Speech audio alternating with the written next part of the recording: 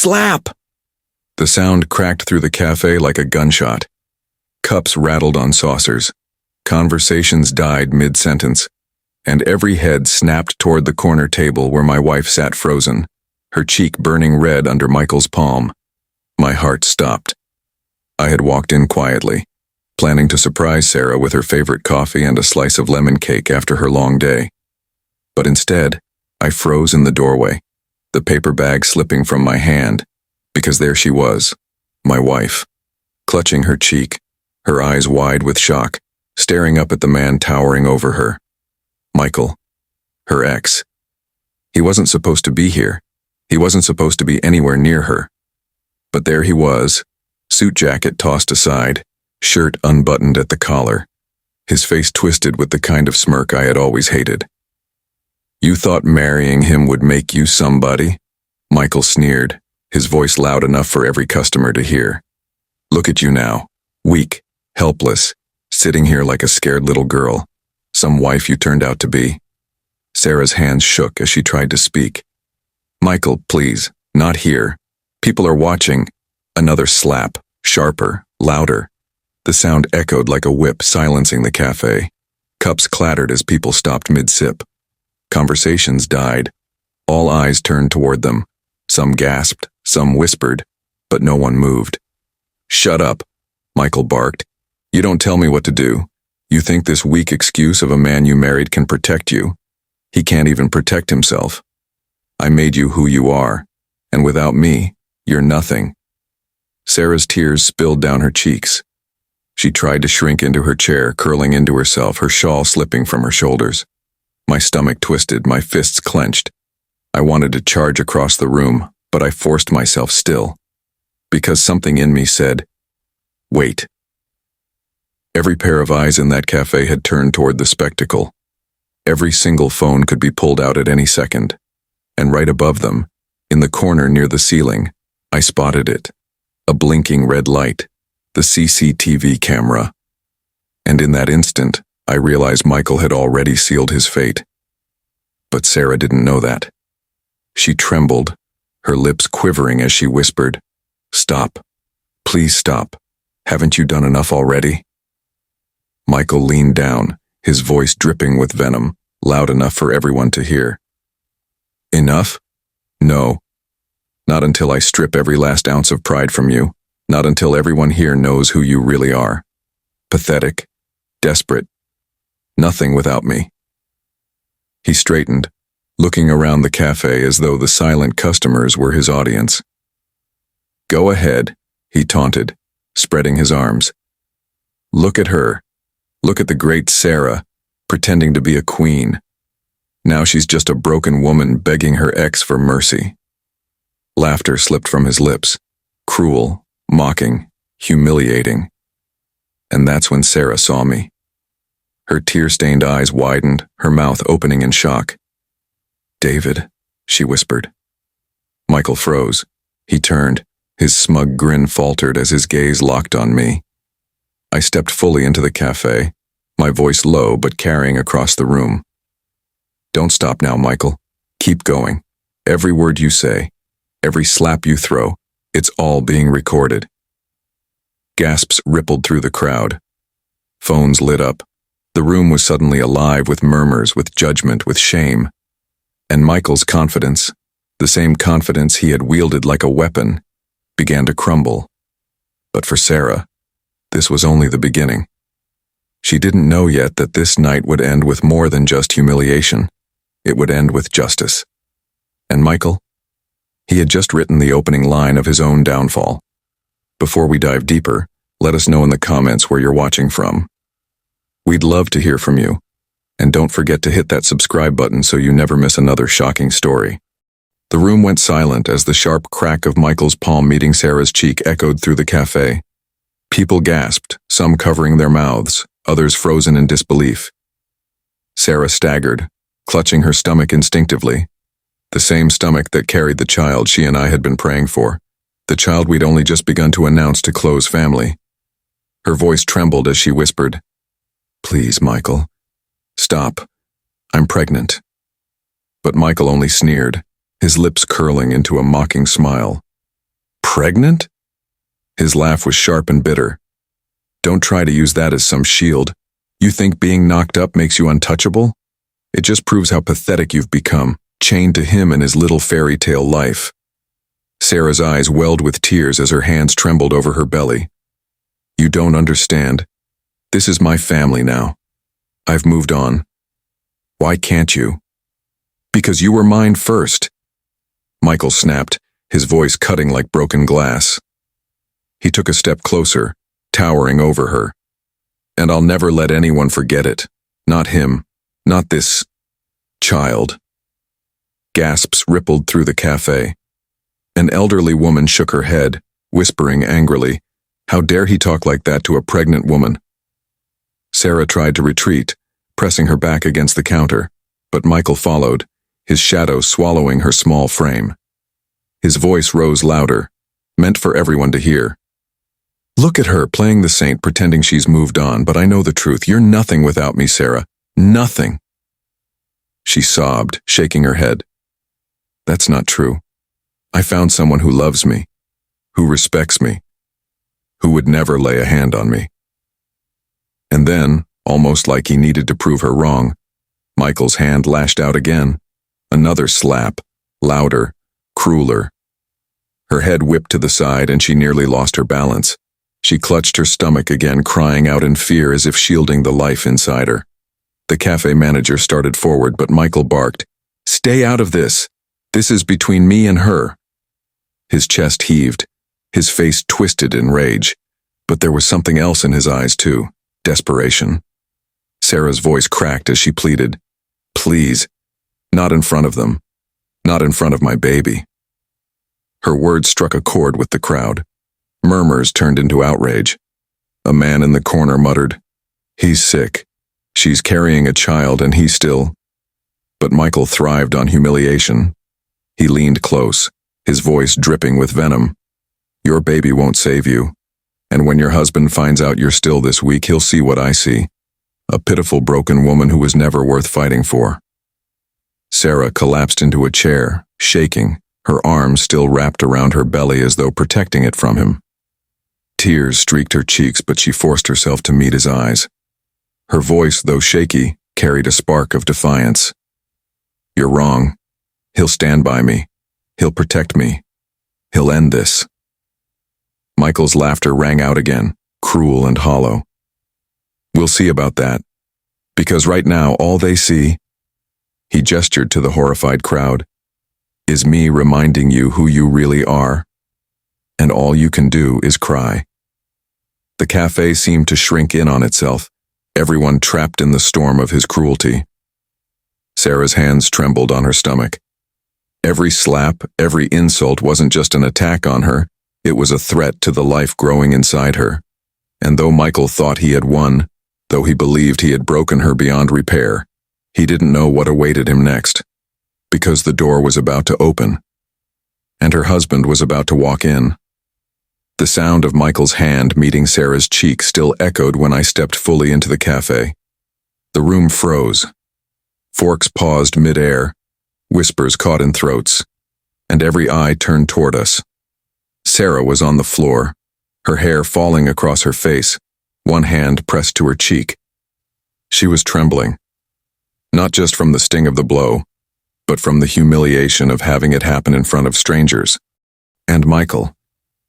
He was standing over her with that same smirk, the same arrogance I'd once mistaken for confidence. "Michael." My voice cut through the silence like a blade. He turned, and for the first time that night I saw his grin falter. "Marcus." His tone was cautious, but his eyes still gleamed with arrogance. "You weren't supposed to see this." "Oh, I saw enough." My chest rose and fell as fury burned through me. "I saw you slap my wife. I saw you spit your poison in her face. And I saw you enjoy it." Sarah lifted her tear-streaked face toward me, her lips trembling. He humiliated me in front of everyone," she whispered. Michael scoffed, brushing off her words. "Don't play the victim, Sarah. You always loved the attention, didn't you? That's why you came crawling back here with him. You wanted me to remind you who you really belonged to." The crowd gasped, A woman in the corner muttered, "Disgusting." I stepped closer, my jaw tight. "You think slapping a woman makes you powerful? That's not power, Michael. That's cowardice." He smirked again, though his eyes betrayed the flicker of unease. "Oh, please, don't act so high and mighty. She may wear your ring, but we both know who left the bigger mark on her." Sarah winced, her tears spilling faster. My fists clenched so hard my knuckles turned white. "Get up," I said to her gently, extending my hand. "You're not staying down because of him." She hesitated, then placed her trembling hand in mine. I pulled her up slowly, steadying her against my chest. The cafe was silent, save for the soft hum of the lights and the rain tapping the windows. Then I turned back to Michael. "You're finished." He barked out a laugh. "Finished? You don't get it, Marcus. She'll never forget me. No matter what you do, I'll always be in her head. You can't erase me." That's when I tilted my head toward the ceiling corner. His eyes followed. The CCTV camera blinked red. Recording. Michael's smirk vanished. "Oh yes," I said, my voice low but steady. "You're right about one thing. She'll never forget this night. Not because of you, but because the whole world is going to see exactly what you are." Gasps rippled through the room. Phones were already raised, some recording, some streaming. People who had sat frozen in silence were now capturing every word. Michael's face drained of color. "Delete it," he barked at the cafe owner. "Turn it off, now." The owner crossed his arms. "Not a chance. Men like you don't get to hide." I stepped forward, closing the gap until I was chest to chest with him. "You slapped her. You mocked her. You thought you broke her. But all you broke was yourself. Every camera here is your mirror, and it shows a coward." Michael's lip curled, but his hands trembled. "You can't." "I can. And I will." I shoved him down into a chair. His arrogance crumbled as he sat there, sweating under the stares of strangers. Sarah stood taller now, clutching my arm for strength. I looked at her. "Say what you need to say. End this." Her voice shook, but her words were like steel. "Michael, you don't own me. You never did. Tonight the world sees you for who you are, and I'll never be afraid of you again." The cafe erupted in applause. Michael sat frozen, small and powerless in the chair where his arrogance had died. And as I walked Sarah out into the storm, I knew this wasn't just revenge. It was justice. The door of the cafe swung shut behind us, muffling the whispers, the gasps, and the recording phones still pointed at Michael. The cool night air hit Sarah's face, and for the first time since this nightmare began, she breathed freely. Her hands were still trembling, her cheek red from his slap, but her shoulders seemed lighter, like the weight of years had finally slipped away. We walked in silence for a while, the sound of our footsteps against the wet pavement the only rhythm. Finally, Sarah whispered, her voice barely above the hum of the streetlights. "I thought I'd never escape him. I thought his shadow would always follow me." I stopped, turning to face her. The neon glow from a nearby sign reflected off the tears on her cheeks. "Sarah, you're free now. He can't touch you again. Not after tonight." She looked up at me, her lips trembling. "But did you see how everyone stared? How they whispered? I felt like I was the one who did something wrong. Like I should be ashamed." My chest tightened. I reached for her hand, squeezing it firmly. "No, don't you dare carry his shame. Those people weren't judging you. They were judging him. And tonight, for the first time, they saw the truth." Her eyes softened and she leaned into me, her forehead resting against my chest. "You don't know how many nights I prayed someone would see, that someone would believe me. And now the whole world has seen," I said, my voice steady, "and the whole world believes you." A car drove past, spraying water from the curb. Sarah flinched at the sound, then laughed softly, an exhausted, broken laugh that somehow still carried hope. Do you think he knows what's coming? The cameras, the recordings? I smiled bitterly. Michael thinks he's untouchable, but by the time he wakes up tomorrow, his face will be everywhere. Every slap, every word. It'll follow him like a curse.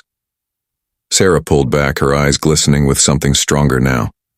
Not just relief, not just fear. Resolve. He wanted to humiliate me, to break me down until I couldn't stand. But tonight, I stood back up. Because of you. I cupped her face gently, careful of the swollen cheek. No, Sarah. You stood back up because you're stronger than he ever imagined. I just reminded you of it. We walked the last few blocks home hand in hand, the storm in the distance finally quieting. By the time we reached our door, Sarah's steps had steadied. Inside, the house felt warm, safe. Sarah sank onto the couch, exhaling as though her lungs had been emptied of years of poison. I brought her a glass of water sitting beside her. She took a sip, then looked at me with eyes full of questions. Do you think people will blame me? That they'll say I should have left him sooner? That I let it happen? I shook my head firmly. People will say many things, but the truth is what they saw tonight. They saw a cruel man expose himself. They saw you survive what would have broken many. And they saw us walk out together. Sarah's lips curved into the faintest smile, fragile but real. Together, I leaned back, letting the silence fill the room. For the first time, it wasn't suffocating. It was healing. On the coffee table, my phone buzzed. Notifications lit the screen, messages, missed calls, links to videos already circulating online. Sarah reached for it hesitantly, scrolling through the headlines. Man humiliates ex in cafe, instantly regrets it. Public outrage after woman slapped in broad daylight. Cafe CCTV footage captures shocking abuse. Her breath caught. She handed me the phone, her hands trembling again. It's already everywhere. I looked at her, my voice steady. Good. Let him drown in the consequences. He wanted an audience for his cruelty. Now he has one. But instead of making you look weak, he made himself look like the monster he is. Sarah's eyes closed, tears slipping free. But this time they weren't the tears of humiliation. They were tears of release, of freedom. She whispered softly, her voice breaking, "Thank you for standing up for me." And in that quiet vow, I knew the story wasn't just about humiliation or revenge. It was about something stronger, protection, love, and the kind of bond no cruelty could destroy. That night, Michael's name spread like wildfire. The cafe footage was everywhere, shared, reposted, dissected. His arrogant laughter, his vicious slap, his venomous words, all captured in crystal clarity. By morning, the man who once strutted like a king was nothing more than a meme, a cautionary tale, a face people spit on in their comments. He had wanted control, but what he gained was shame. Shame so loud it drowned every excuse he tried to make. As for Sarah, she sat quietly at home, wrapped in a blanket, my hand clasped around hers. She was bruised, yes, but she was not broken. For the first time in years, she knew she was safe. You didn't just stand up for me, she whispered, her voice soft but steady. You gave me my voice back. I kissed her forehead. No, Sarah, you never lost it. He just tried to silence it. And tonight, the world finally heard you. The truth is, Michael thought slapping her was his victory. But in the end, it was his downfall. Every hand he raised, every insult he spat, it all built the rope that dragged him down. And now, he was gone. Not with power, not with pride, but with nothing but his shame. Sarah was free. We were stronger. And Michael, he was finished. What do you think Michael deserved after everything? Prison time, or to live the rest of his life humiliated? Drop your thoughts in the comments below. And if this story pulled you in, don't forget to hit like and subscribe so you never miss the next tale of betrayal. shocking twists, and ultimate revenge.